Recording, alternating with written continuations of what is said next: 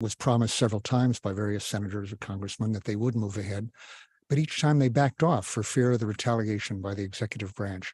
And finally, I decided the only way to do it was to go directly to the newspapers. Ellsberg died at his home in Kensington, California. He was 92 years old.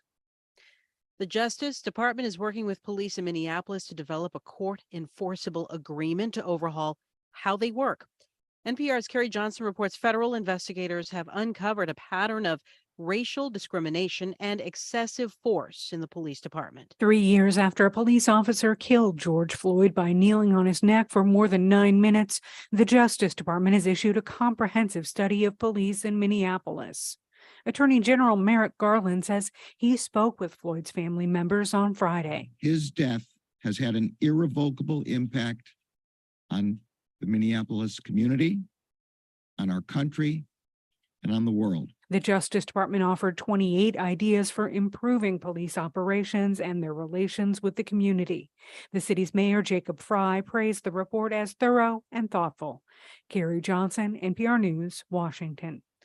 A 6-week abortion ban will not take effect in Iowa after the state's conservative Supreme Court split 3-3 decision.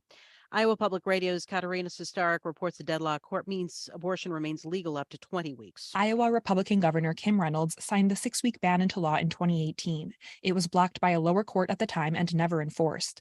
After the U.s. Supreme Court ended the nationwide right to abortion last year, Reynolds asked the state courts to let the 6-week ban take effect. The 3 Iowa justices who declined her request said that would be legislating from the bench, but they're open to considering future cases on abortion rights. Planned Parenthood and other groups that sued to block the law say the court's order is a big win that protects Iowans' ability to control their bodies and futures.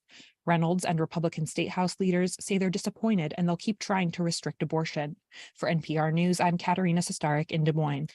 The U.S. is imposing sanctions on a human smuggling gang base in Mexico. The Treasury Department accuses the Hernandez-Salas organization of supplying false papers to asylum seekers, including migrants from countries that pose national security concerns. From Washington, this is NPR News. This is KUOW News. I'm Kevin Kniested in Seattle. The Washington State Supreme Court has ruled Franklin County in eastern Washington must change the way it elects county commissioners. The ruling is tied to a case brought by a group of Latino voters back in 2021. They argued the commissioner districts were designed to split up a largely Latino section of East Pasco. As a result, that limited their choice of candidates in the primaries and diluted their vote. The case went back and forth in the lower courts before a precinct committee officer appealed an earlier ruling saying the state's Voting Rights Act was unconstitutional. But the High Court ruled yesterday the Voting Rights Act is constitutional. The decision is being hailed as a big win for voting rights across the country. The Burien City Council has voted to remove the city's Planning Commission chair because of his involvement with people living in a roaming tent encampment.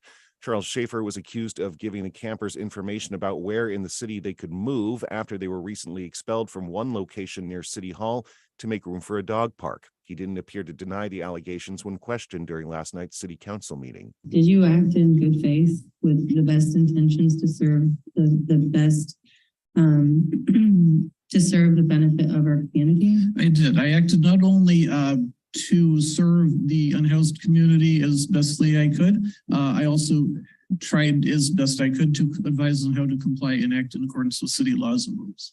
The city council also talked about punishing council member Sydney Moore for allegedly doing the same thing, but postponed a decision to take any action against her. As for the camp, that's moved 3 times since March. Neighbors say it now appears the campers have split up into 2 groups.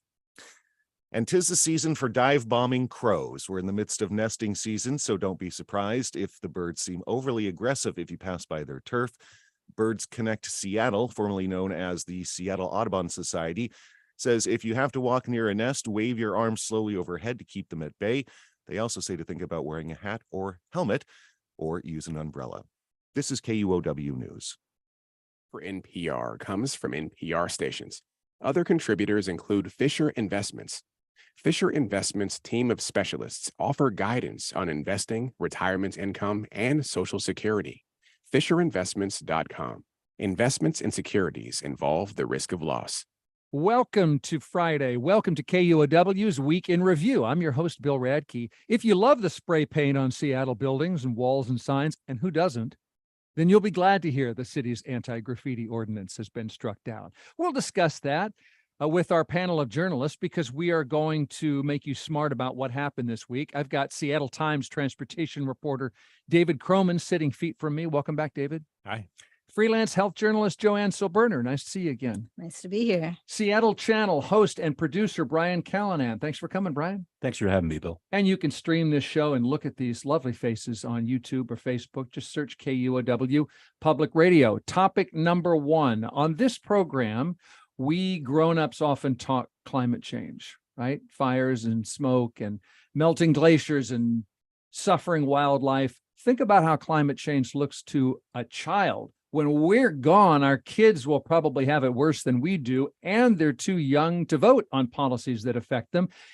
Interesting approach this week. About a dozen young Montana residents, one as young as 5 years old, were in court suing their state for not acting on climate change. Here is 19-year-old plaintiff Grace Gibson Snyder describing the value of Montana's natural beauty. Everyone's life in Montana is an appreciation for, and maybe even more importantly, a dependence upon the natural environment. So many people subsist upon agriculture and ranching. And so there is this super deep generational cultural connection to the outdoors, to a depth and an intensity that I haven't yet found anywhere else. Joanne, there have been similar climate change lawsuit attempts. I think this is the first to go to trial. What is their claim here? Well, in this case, in Montana, there's a guarantee in the Constitution to clean air and the right to live a healthful life. So they're going straight, it's a constitutional question for the state. There's a federal case that's was interrupted, but is going on now in Oregon. There could be a case someday in Washington. I think there once was, and what the group that's bringing this case is talking about is there was a promise, a legislated rule to bring down greenhouse emissions. No one knows it by 2020. No one knows it's been met yet because the Department of Ecology hasn't come out with the numbers. But when those numbers come out, if the state hasn't come through, or if the laws haven't come through well enough, or the policies to bring down those emissions, they'll have a case here too. And I thought it was interesting with this one, Joanne. It seemed like specifically this lawsuit was focused on the state law that's in place in Montana that prevents agencies basically from considering the effects of greenhouse gases when they issue permits for fossil fuel development specifically. That's a new tack on this legally. And I think that's really interesting and something that I would say is a little different about Montana. That industry is a lot more grown up there than it is here in Washington. Talking about coal? Yeah, talking about, I mean, we've got some refineries up in Whatcom County, but other than that, that's not really an industry here at all. Yeah. And so watching that legal tack here in Montana, could it be replicated here? Maybe not exactly, but it's certainly part of this overall effort to try to legislate climate change. And that's very difficult to do. Yeah. And it's an interesting combination because they've got climate change, they've got children's rights, and they've got human rights in there. I mean, that's what they're playing on. And I think one of the reasons they picked kids to focus on is they've got a longer lifespan technically, and they're going to be dealing with this for a lot longer than I am. Yeah. And the harms that they're talking about, because a plaintiff has to have standing, right? And has to be damaged in some way, to suffer in some way. So they're talking about agriculture. I think that plaintiff mentioned fishing, wildlife, recreation, air quality, right? What you have to breathe, drought stressing people's cattle, floods eroding riverbanks. So, shortened recreation season's a big deal in Montana. So these are some of the harms they're claiming. The state lawyers say that Montana's contribution to climate change is minuscule. How can you show that any one state's actions directly threaten your health or livelihood in these ways? Well, coal regulations, the regulations surrounding coal mining in Montana, that'd be one way. But can you limit that? I guess what they're trying to say, the scope of climate change, it doesn't really stop at a state's borders, I think is a part of this. Yeah, it's not like coal dust making you unhealthy. Right. Well, the Oregon case is a federal one. So that'll evidently end up on Merrick Garland's desk someday. So we'll see where that goes. Well, what about Washington? We've got destructive fires and smoke and stressed out wildlife. Do plaintiffs have a case here? They could, I guess is one way to look at it. I was looking at this this week just with regard to what the Seattle City Council is working on, and they talked about this in their public safety committee, just the arrival of the smoke season that's going to be coming up here. And I think everybody's heard about it. It's not going to be a good one. And so how do we honestly protect against that when we live in a city where maybe 50% of the people have an air conditioner or an air filtration system? It's difficult to do that. And so what the city's trying to do is create some sort of emergency plan. And it's a pretty sprawling one. I mean, you think about Puget Sound Clean Air Agency is going to get involved. SDOT, transportation is going to get involved. City Light's going to get involved.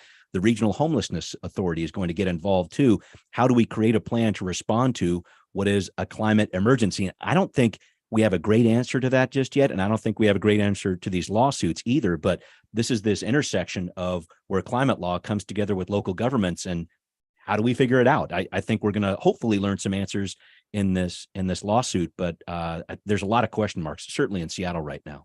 And I think that fire season is really jazzing things along, because all the people who can do something about it, the policymakers, are being affected as well. Mm-hmm.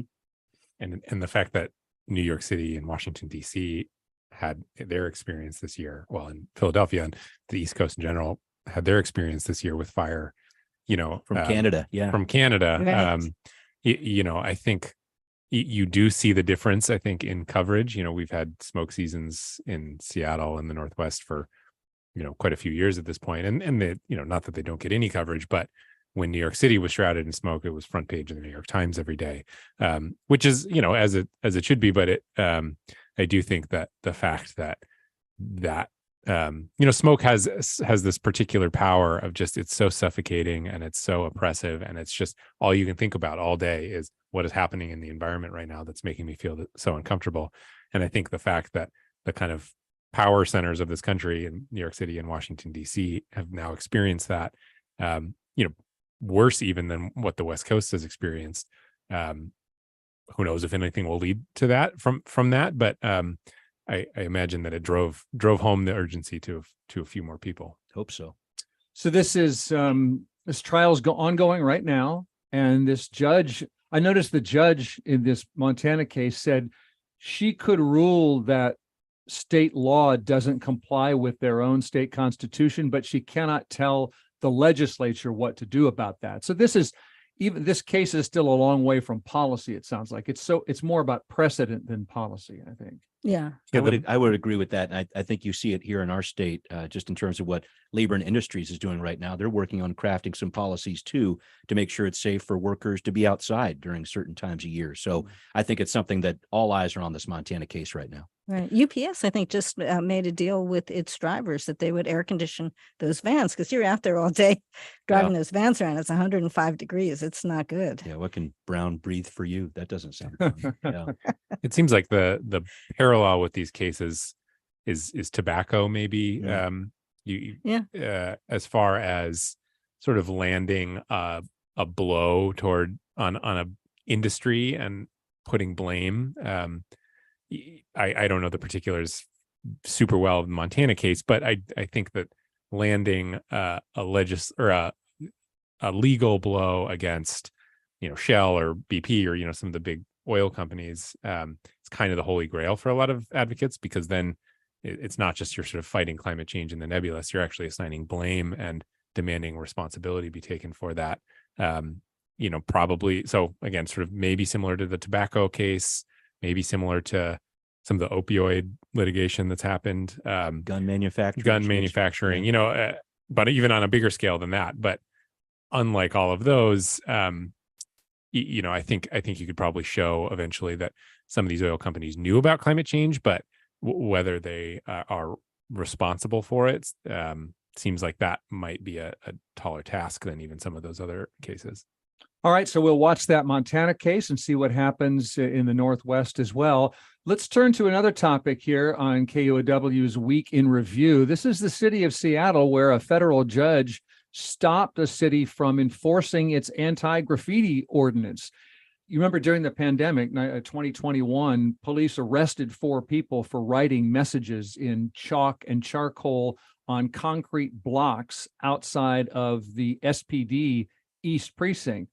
Such messages as F the police. And the arrested people said, well, we were targeted because of our political views. And this week, this district court judge said the city did violate their right to free expression. Brian, as you said, is it free speech meets property rights? It sure seems like it. The quote that really jumped out at me was from Judge Peckman, who said the criminalization of free speech significantly harms the public interest in far greater measure than the public might benefit from criminalizing property damage. And I think it's really trying to get to the message that is within these different things that are scrawled in different places, because some of the case law indicates that back in 2017, I mean, it was a situation where you had police out on the street celebrating with supporters, and they're writing "We Heart SPD" in chalk on the ground. Right. Shouldn't they be arrested? I mean, things of that nature. Mhm. So I think the challenge with this was, at least initially, it looked like Judge Peckman was going to strike down the entire order when it comes to things that are damaged, public assets that are Broken damaged. windows. and Exactly, right. everything. She's narrowed it since to just talking about the graffiti piece, but this is going to be a really interesting one to watch pan out. But is it key whether the graffiti is in washable sidewalk chalk versus spray paint? Not in her order. Yeah, this just seems like an example of, I mean, I think perhaps it was implicit in that law that you could theoretically prosecute somebody for a chalk drawing before, but when SPD made that arrest, they made that explicit, which, I think that if those particular arrests had never been made, we would never be in this spot. And what about kids who are out there with their sidewalk chalk? I mean, they're going to have to get in. She wrote that. She wrote that in her order, and she also talked about, could you arrest a kid for putting a streamer on their friend's bicycle? Stuff like that. So, meaning to say, it's overly broad. It's an overly broad legislation that's going to be, what's the word? Cherry pick. Enforced selectively. That's the word. Selectively enforced. Well, and this is how the law works a lot of the time, or the legal system works a lot of the time, which is if you find you can't sort of parse out graffiti from chalk in this case, because in her reading, it was, chalk and graffiti are treated the same in that. And so therefore, for all I know, the judge hates graffiti, or anyone might hate graffiti, the fact of that legislation encompassing something like chalk, or possibly encompassing something like chalk, means the whole thing has to go. Right. But why couldn't she have distinguished legally between what's washable and not washable? Because the law doesn't say that. Yeah. I think that's the whole point. Just saying change the law and maybe it can be okay. If that's what it takes. But yeah, there's really no distinction between what's written in chalk and what's written in paint. And I know that people have different feelings about each of those, but that's kind of the way the law is basically saying, don't write on something if you don't have the permission of somebody to do it. And it doesn't specify chalk's okay, spray paint, the color red's not okay, those sort of things. And before 2020, if we had had this discussion, you would say, well, that's crazy. Of course it means paint and not chalk, until suddenly it didn't. Yeah. And then you have to consider, well, maybe this lawsuit does theoretically criminalize children drawing during the 4th of July parade or whatever. And she just concluded that it is, and that's a First Amendment violation. The interesting the thing, Hopscotch case. Yeah, exactly. All the way to the Supreme Court. The interesting thing to me will be, it feels like we're going to talk about the drugs law in Seattle here in a second, but it feels a little bit like that, which is you have, in the drug case, the state Supreme Court tossing out the drug statute, the state legislature putting a new one in, and leaving it up to Seattle to decide how they want to codify that. Here's another case where if Seattle wants to recriminalize graffiti, I think they're going to have to go back and write a new law that specifies this, because as far as I know, this graffiti law is dead. We know from the city council that they might not be all that eager to begin punishing graffiti people, whereas the state, the city attorney, we know because during her campaign has made a big deal out of criminalizing graffiti and cleaning. Mayor Harrell's talked about graffiti. Yeah, Mayor Harrell too. Put some money towards it. Yeah. So this will be kind of in some ways a replay of what we just saw with the drug statute, which is how is the city council going to be willing to sit down and make graffiti illegal again? Or are they going to say, you know what, we think there are better ways to deal with this than arresting people for graffiti. Sounds like a juicy campaign issue, possibly later Yeah. this fall for sure. Yeah. And people care about this They stuff, do. you know, on one side or the other, you know, because you're talking about, you know, how they view their city, but on the other hand, you are talking about First Amendment expression, and Yeah. so there's sort of a lot of emotions caught up in something as seemingly small as graffiti. Yeah. Joanne, you're nodding. Yeah, I think it's a mess because graffiti. I'm one of those people who hate graffiti. I don't like being told what to look at or what is art. I have my doubts about some public art, but at least with public art, you know, statues and sculptures, I've got a little bit of a say in it, in that I'm electing officials who are presumably watching over that. In graffiti, I have no say. I feel offended, but on the other hand, I certainly want people to be able to express themselves. Yeah. Right. All right. Well, we'll see what the city's going to come up with regarding anti-graffiti. You mentioned we're going to take up this similar situation with what's the city going to do about drug possession, drug use. We'll talk about that. And on the other hand, City Hall Park reopening, but what next for City Hall Park? All that stuff is there's a taking a radio break between us and that fascinating conversation. Quick break first.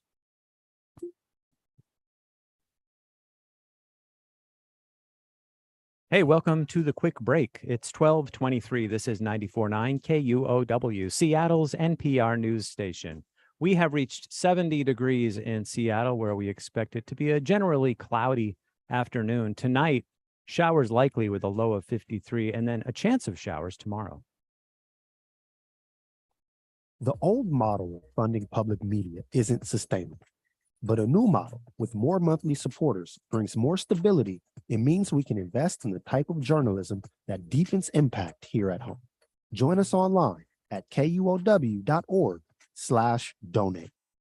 Support for KUOW comes from Archbright, offering HR consulting to organizations on an ongoing or project basis, providing short-term help or long-term assistance as needed. Includes virtual or on-site support. Details at archbright.com. You're listening to KUOW's Week in Review, getting wiser all the time about what took place this week. I'm Bill Radke. You can stream the show on YouTube and Facebook. Search KUOW Public Radio. Either way, you'll be watching or listening to my panel, Seattle Channel host and producer Brian Callanan, freelance health journalist Joanne Silberner, Seattle Times transportation reporter David Kroman. Promised you we would talk about this drug use and possession law, so let's do it. This week, Seattle's mayor said he'll work out some kind of drug use and possession law that can pass the city council. We will pass a law that allows our department to make arrests. I'm unambiguous on that. But we will do that with compassion to protect people when we have to. So last week, the council rejected a law that would have let the city prosecute people for having and publicly using drugs.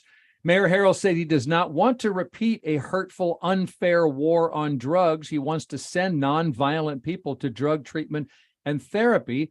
But we've been discussing that goal for a long time. So why is all this just happening now?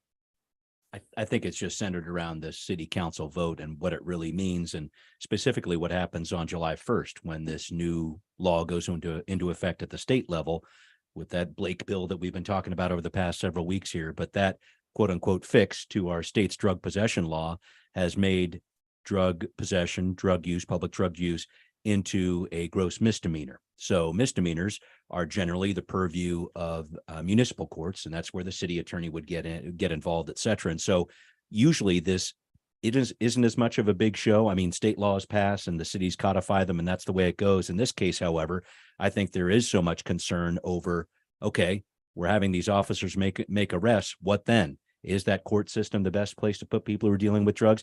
Do we have enough of these treatment or service systems in place such that people can be diverted to them and deal with these so we don't have to fill up our jails, et cetera? So I think that July 1st date is something that a lot of people have their eye on. Will we have a lot of answers by July 1st? I'm not quite sure. And isn't that why the city legislation didn't pass? It was concerned among those who voted against it that we didn't have things in place that would take care of people. Yeah, I think that's a part of it. The city also recently the city attorney's office recently pulled out of this community court system that could have potentially been an avenue for people who are there on low-level drug charges to go into different services or whatever. And We're- why did they do that? Because it wasn't working, at least from the city attorney's perspective. Basically, 22% of the people who went in there actually, quote unquote, graduated, but a lot of people did not. So Yeah. Ann Davison was very concerned about that, wanted to make sure that there was a better threshold, I guess, for some of those services and diversions that were going on. And it's just, I guess, what I see happening potentially July 1st is maybe bits and pieces of this might be in place. Maybe we will actually have this actual law on the books or what have you, but these other portions of it, meaning, okay, what does a different reaction or program from the municipal court look like? What do these services look like over here? How are we going to link those things? I feel like those systems are still a little ways off, but we could be potentially very close to a city council vote. I know a lot of people are eager to make that happen. And it's a particularly unique situation to Seattle, because you were talking about the different, most major cities in the country don't even have a city attorney. Most places have just basically our equivalent to the King County prosecuting attorney. So, if this were Philadelphia, for example, it would all fall to Larry Krasner. But here we have two attorneys with overlapping jurisdictions in the King County prosecuting attorney and the city attorney's office. But And the King County prosecutor says, we don't have the resources to bandwidth. Right. Because, I mean, one slight correction to Mayor Harrell's comments, the Seattle Police Department can arrest people right now for drug possession. Still illegal. It's still illegal. The question is what happens on the other side. And the King County prosecuting attorney said, her office doesn't have the bandwidth to take these up. So we're not going to do it. And so therefore and the city attorney's office said, we want to do it. We just need the authority to. And so that's kind of where we are. From a political standpoint, I think this is kind of this is sort of a silver platter in some ways for Mayor Harrell, because it gives him the opportunity to do exactly what his kind of his One Seattle campaign. This is a perfect opportunity for Mayor Harrell to look like he's coming in and sort of bringing everyone together and finding a solution that balances law enforcement with treatment. If of course that is what ends up happening. Yeah. What would be new about him riding in with a solution? We've been saying for how long that we do already divert people, right? We have pathways out of the incarceration system to get into treatment, et cetera, therapies. So what's brought us to the moment now where it seems like Mayor Harrell's going to solve?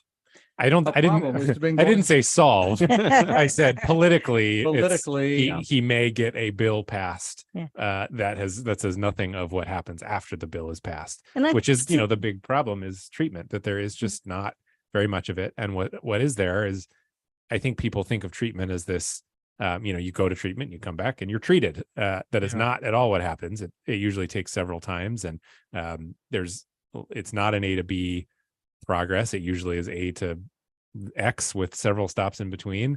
So it's really complicated and it's really expensive, and it doesn't really exist as things stand right now. I think what's really interesting this time around is words that actually bring fear to my heart, a 24-member work group, that he's called in everybody. He's called in the police chief, the fire chief, REACH, Purpose, Dignity, Action, NAACP. He's city council members on both sides of the issue.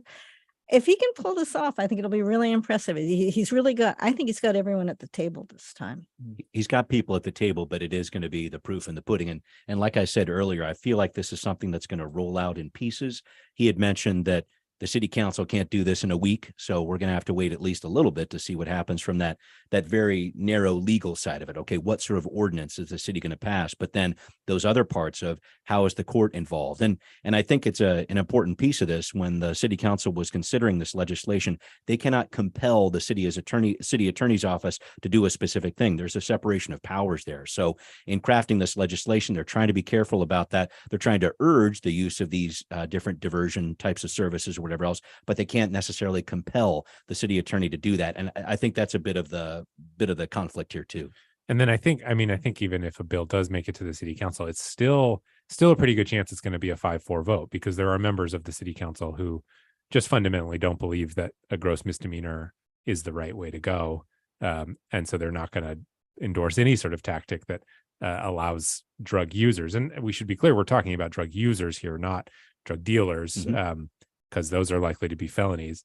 So a few members of the council are just going to always going to oppose codifying a gross misdemeanor for drug use into the state code. I think a lot of this is going to come down to what Councilmember Andrew Lewis wants to do, because he was the swing vote on the last one. He said publicly he decided at the last second to vote against it, and his reason was he wasn't sure what was actually in place to help people who are going to be funneled through the criminal justice system. Yeah, There's new money coming in, isn't there? From that vote for a tax increase? If you're talking about the crisis care centers Yeah. levy, that could be potentially one. And actually, the mayor brought that up in his press conference. But I'm interested to see what happens with that on the county level, because that's a walk-in type of system, and anybody can go there. Police could potentially bring people there that they're dealing with. But I look at that and I think about, okay, when are these actually going to come online? That's Yeah. not going to happen tomorrow either, right? Yeah. So I'm hopeful that that there is some urgency to that they'll come online quickly. But I do know, just from citing just about anything that has even a shred of controversy around Western Washington, that's not going to be easy. you know what came online this week? City Hall Park. Seattle reopened that park by the county courthouse. It closed a couple of years ago after a bunch of violent assaults. This is the voice of Gavin Mueller, who works at the courthouse and is glad to have his lunch spot back. It's been kind of a bummer that it's been fenced off. This is kind of my one spot, like to go like eat lunch, not inside the courthouse. And now that it stays open, I hope that it's a good environment for people to hang out at. A good environment for people to hang out at. David, what's the city going to do to keep the park a good environment for people to hang out at? Well, as I understand it, they're going to have kind of a more consistent ranger presence there with a direct line to the police department. They're also, we've seen this with other parks in the city. I think of Westlake or Occidental Park. They take on this activation approach, which is a terrible word, but basically means you have sort of positive activities like Table tennis. bands and Food table trucks. tennis and food trucks, and you try and infuse a park with as much positivity as you can, so that it's welcoming to all sorts of people, and therefore welcoming to everybody. Concerts. They have tried that a bit with City Hall Park though in the past, and as far as I can tell, that hasn't worked. I think it's part of the reason it became what it was with such a large encampment. I think around the beginning of the pandemic, the city stopped clearing encampments for the most part, in part on a CDC recommendation to do so. Mayor Harrell has shown that he is perfectly willing to clear out encampments, and with help from a lot of service outreach and things like that. We saw it at Ballard Commons and the Woodland Park, I guess. Yep. And so, I think what it'll look like, I'm not saying this will work, but I think what it'll look like is some combination of enforcement, outreach, and just a lot of food trucks. And I think too, the unified care team is another piece of this. The mayor's touted that quite a bit. So when encampments potentially do show up or whatever else, there are services right on hand, right at the time to respond to that quickly. And David, you brought up Ballard Commons, which I think is another good example of this. The park in Ballard there that closed down during the pandemic due to similar concerns, dozens of tents in that park area there. They've cleaned that out. That's been open since March. Looks like it's going okay so far. And I think it's following the same kind of idea of activation, et cetera. And I think now that we are just about beyond the pandemic, I never want to say that for fear that we're going to get this new awful variant as if we hadn't had enough already. But it feels like being beyond the pandemic as we are. I'm hopeful that these places will activate themselves, I guess, and people will start to engage with them, because I really do think that is the answer. An active park is one that is healthy because a lot of people are going there and people don't necessarily feel comfortable sleeping there, et cetera. Well, what about sleeping, for example? What is the policy going to be? I mean, it's a public park. It's not illegal to be homeless. In the park, yeah. It's not illegal to be homeless.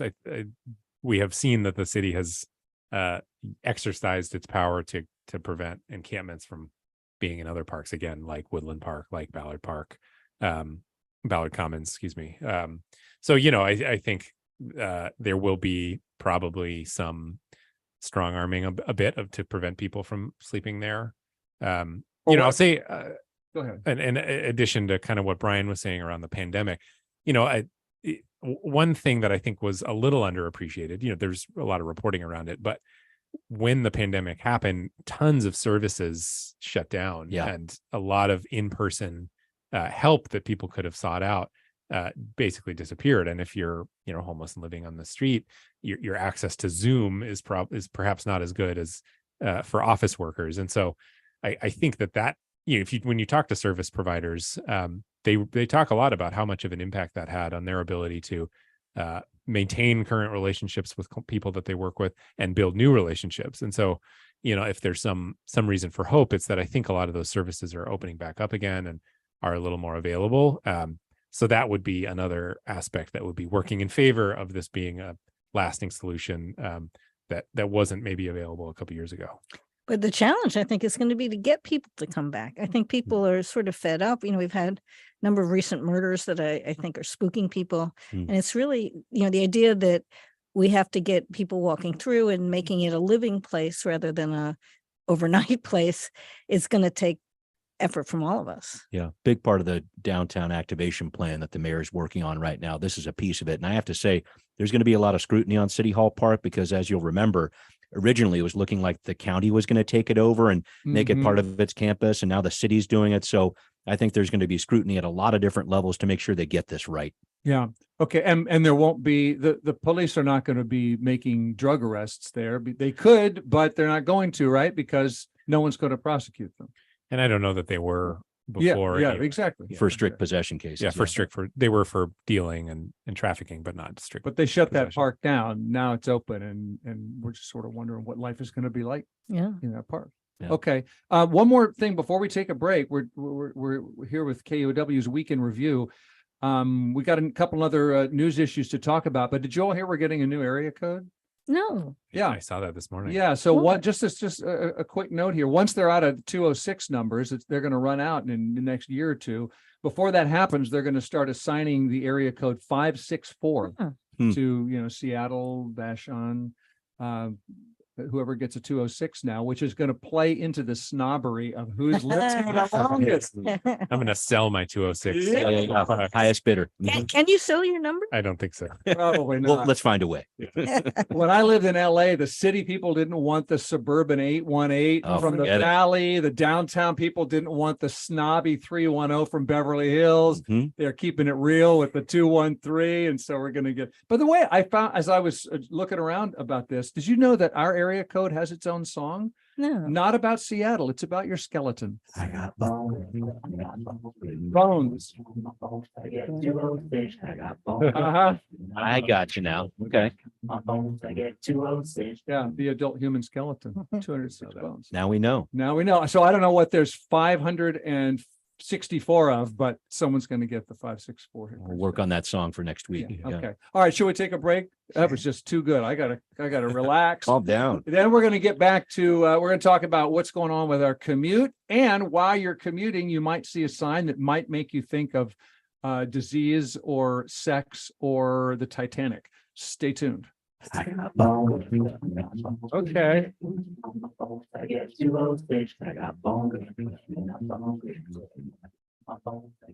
Support for KUOW comes from Lake Washington Institute of Technology's engineering program, offering courses with credits that can transfer to public and private Washington universities. Flexible scheduling with online and hands-on classes. More at lwtech.edu/engineering. I'm Julian Marshall, host of BBC NewsHour. On today's programme, could Greece have done more to prevent the drowning of so many migrants off its coast this week? And the peace mission by African leaders to Kiev and Moscow, will they find a receptive audience? Those stories and a whole lot more today on BBC NewsHour. It begins at 1 p.m. right after Week in Review on 94.9 KUOW Seattle.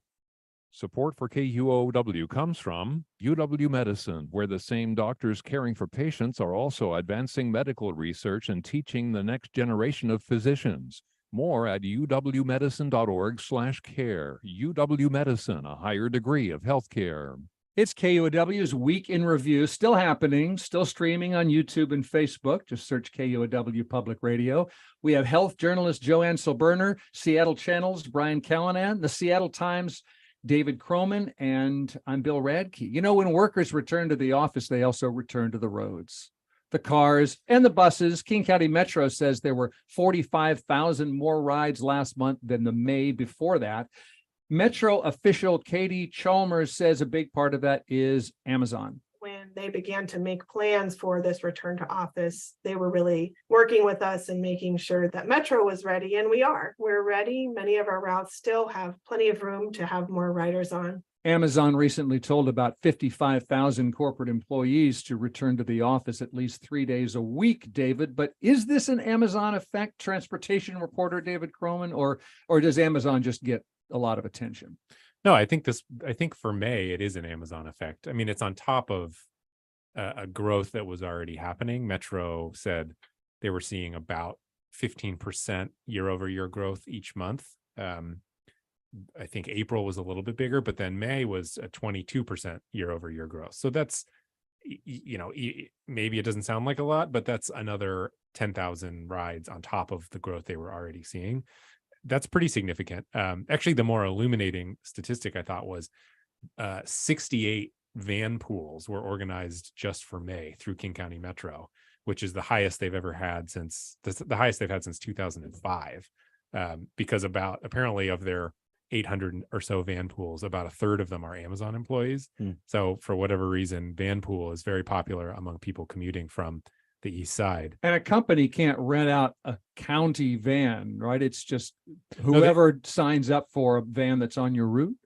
It's like if you get enough people, then you can create your own van pool via King County Metro. Yeah. Well, Microsoft has its own. I've seen them around. Microsoft does have its own. Amazon does not.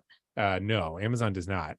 They have all the delivery trucks out there, but not the commuter trucks. So I do think that Amazon's return is clearly making a difference. In fact, right after we published a story on this, we saw some data for early June, and the growth was kind of back to what it was pre-Amazon coming back to the office, which isn't to say they lost ridership, but as far as the percentage of growth, it looked like it had kind of gone back a little bit to earth. So that suggests that the addition of those 55,000 people really did fill the buses. And we see it in other statistics too. INRIX, which is a locally based traffic analytics firm, they do stuff nationally, but they said that traffic was 35% slower, particularly on I-90 and 520, which they called the Amazon effect. Downtown Seattle Association said that they saw more foot traffic in May than they had since, February of 2020, especially around Denny Triangle near Amazon. And you don't, if you go down to the Amazon campus, because the Seattle Times building is kind of right on the edge of the Amazon campus, so I have a pretty good view into it. Lines down the block at food trucks, and it was the only time I have been in a Seattle neighborhood in the last 3 years and thought, this feels like 2019 or pre-pandemic. It's legitimately pretty crowded down there. I like the Amazon van pool idea because they could just drop off packages on the way to work. Right? Yeah. Here we go. Yeah.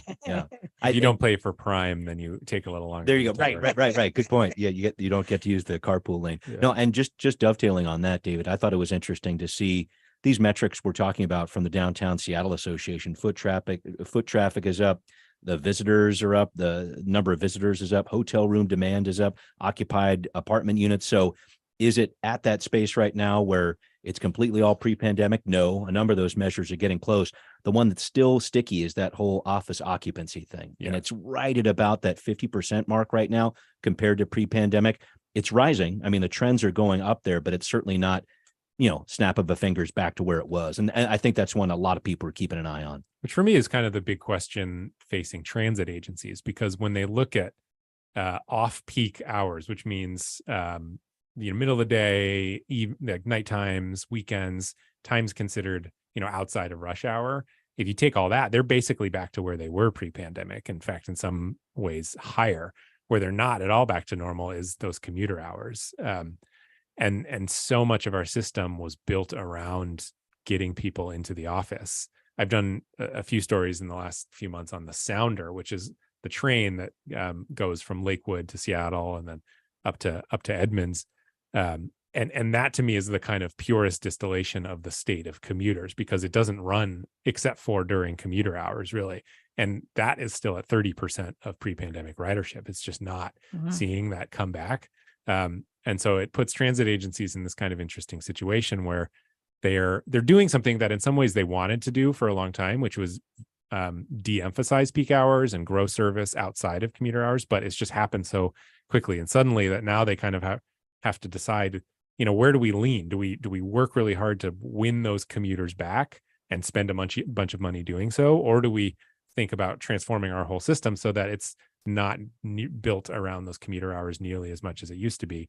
And, try and convince people to ride the bus in other times of day and, go to the restaurant on a bus instead of driving there and that sort of thing. So it's a very interesting turning point right now for transit agencies. Well, and if parking spaces keep disappearing, we're going to have no choice. Yeah. Well, Sound Transit just decided to spend $350 million building parking garages near the Sounder, which is an interesting choice because, as we just talked about, people aren't riding it right now. So that's a $350 million bet that eventually people will again. And, that exudes a certain amount of confidence, but it's also not entirely clear that people will in fact start commuting on transit again. Yeah, not there yet.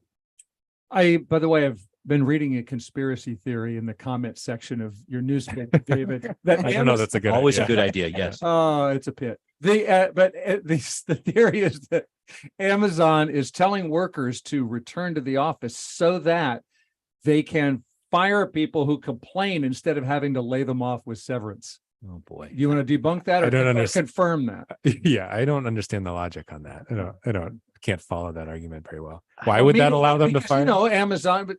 Amazon has been laying people off, and so here they could just make the job less desirable, and the people who are on the bubble, on the margins, are just going to drop away. I think that's a little too cute for Amazon. I think they are fully prepared and capable of laying people off without an excuse. Yeah, and they're just in a better position right now than the workers are. I mean, that's these are jobs that are in demand and layoffs are happening. So that's a piece of it. Well, and that's why people I think are being told to come back to the office is because the workers just don't have the leverage that they did a couple of years ago. There's just not the same level of hiring. Yeah. One bus question I'm meaning to ask you: Okay. Are bus agencies okay with passengers standing? Because my Sound Transit bus is now standing room only every day, every morning and evening. It seems a little less safe to me. I'm a stander anyway, but are they designed to have standers in them? I mean, like the train, they've got the handles. They got the straps, but the train is theoretically not going to lurch and slam on its brakes when there's an accident right in front of it, right? That it feels a little less safe to me to be where I can fly around the coach. But is that a non-issue? Like you're going to stand? Yeah, no, I mean, it's before the pandemic, it was almost every bus you were standing. So if it was a problem, they'd have to buy a lot more buses and hire a lot more people. Right. Yeah. Okay. Well, let's talk about, so you're commuting, you're on the bus, you're headed back to the office, you are near Boren and Yesler, or you're near the Seattle Center, and you see an intriguing billboard. Health reporter Joanne Silberner, when is gonorrhea like an iceberg? What's going on with these billboards? Oh, man. Well, they're trying to bring attention to gonorrhea, and there's been a slow increase. Actually, what happened was there was a big increase about 10 years ago. Now the increase has slowed, but it's a group devoted to helping people with AIDS to try and get people aware of gonorrhea as a sexually transmitted disease, and you've got to watch out for that. But actually, so the billboard says drug-resistant gonorrhea. Is that something that's really on the rise? Not according to the health department. It is on the rise in small numbers, but the drug resistance is to a drug called I have to look at this up to make sure that I get this right. It's against one drug, but it is still sensitive to another drug. So the health department itself is not all up in arms about this. They're actually most concerned about syphilis. And when I was talking to them, I learned something that I didn't know, which was that a few years ago, or actually just this past November, were asking that all sexually active women 45 and under to be tested for syphilis. I had I missed that one completely. They cited a 5-fold increase in syphilis in women since 2015. That's the bigger problem that they see. So the folks who put up the gonorrhea board, they're concerned about gonorrhea mostly within the AIDS community. And what's the connection between gonorrhea and AIDS? Well, the same things that will get you AIDS will get you gonorrhea. Yeah. And also, if you have gonorrhea or if you have AIDS, you're much more prone to infection. Right. And let's say you have gonorrhea, you leave it untreated, sores, etc. That can also make it easier for HIV to enter the body. I Right. think that's a piece of it as well. But Yeah. I got to say, in doing some research about this, and you start Googling gonorrhea, you get all sorts of crazy emails coming away. So thank you, Bill, for Enjoy. bringing this up. Yeah, it's been nice. But I think it's a public awareness campaign, mainly to, okay, if maybe the antibiotics are doing all right, but if we don't have the whole concept of sexual health working in tandem with that, then it could turn into a larger problem. But I was shocked by seeing these billboards too, but that's what it was meant to do. So clearly it got people's attention. Gonorrhea, syphilis, anything that brings attention to these treatable diseases, preventable diseases, is a good thing. Yeah, this is, well, it seems to be working because it's in the Seattle Times, and now here we are talking about it. Yeah, so it's a good thing. I think it is also a bit of a, I don't know if symptom's probably not the right word, but symptom of a larger issue, which is that, at least as far as I understand, I don't know what the trends are lately. Maybe Joanne, but in the first couple of years of the pandemic, there were some notable increases in other STDs. We also saw things like decline of vaccination rates for things like measles and mumps, and so I think there was kind of a larger trend of, because public health departments were so laser focused on COVID and devoting all of their resources to COVID, we lost a little bit of ground on some of these other diseases. And so, it seems like maybe this is kind of part of an effort to pick up the ball where we left it before. Yeah, that's fair. All right, now you know, in case you've seen these billboards with the freighter hitting the iceberg. And speaking of freighter, by the way, it's time to we're near the end of the show. We got about 5 minutes left, and I don't know if you were exactly smiling about this, Brian, but you told me the story of a freighter mishap that turned into a sculpture that turned into a mystery. Yeah, mystery sculpture. Yeah. Good old Rolf Nesland. The Seattle Times again. Seattle Times was talking about this, and there's this rogue sculpture that showed up in West Seattle where I happen to live.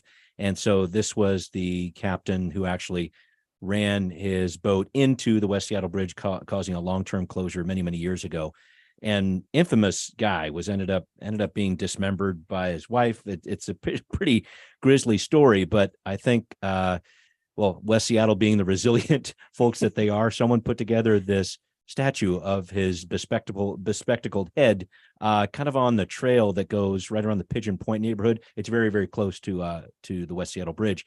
And I was just biking by there the other day, and I hate to say it, but someone had already put like a little graffiti on it, like they started writing on it. It's like, come on. So anyway, Rolf Nesland, it's a bit of a throwback in West Seattle's history, but it's an infamous name that I think many people are going to remember for a long time. And the plaque they put on this thing was actually well crafted. I hope that it's able to stick around with a little bit of a smile on our faces thining about it. Well, and indirect credited with bringing the. That's right. The new bridge. The high bridge was because of him. I was going to say had Rolf Nesland never existed, it's possible we never would have had to shut down West Seattle for a couple of years. Wouldn't have been better if they had a bridge that worked for its whole lifespan. Just throwing it out there. All right. Aye, Captain. Also, I'm going to contribute that KUOW has this podcast called 10,000 Things, which is about objects that tell us something about Asian American life. And the latest episode's about our voices. And we meet a writer and podcaster named Alice Wong, who speaks using a text-to-speech app because of medical issues, and she really misses her natural voice. It was such an expression of my snarkiness, bitchiness, and humor. My razor-sharp wit comes out clearly and quickly through my speech.